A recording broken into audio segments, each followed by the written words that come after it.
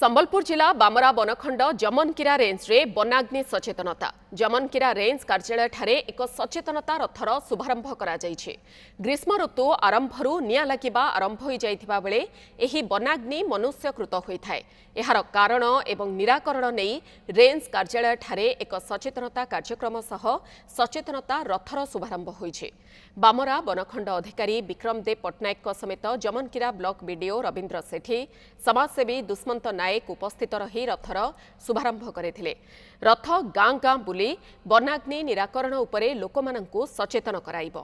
कार्यक्रम रे वन कर्मचारी समेत परिवेश प्रेमी प्रमुख उपस्थित थिले। वन्यजंतु पशुपक्षी कीटपतंग समस्त बासस्थान जंगल निया द्वारा ये जो बासस्थान जंतु मैंने हर था तेणु आमे ये जो सचेतनता कार्यक्रम माध्यम आमे केमती जंगल निया को ह्रास कर आगामी दिन में से आमर प्रयास फॉरेस्ट डिपार्टमेंट अनुकूल्य अनेक गुड़ाए कार्य कर्मशाला भी लोक VSS कमिटी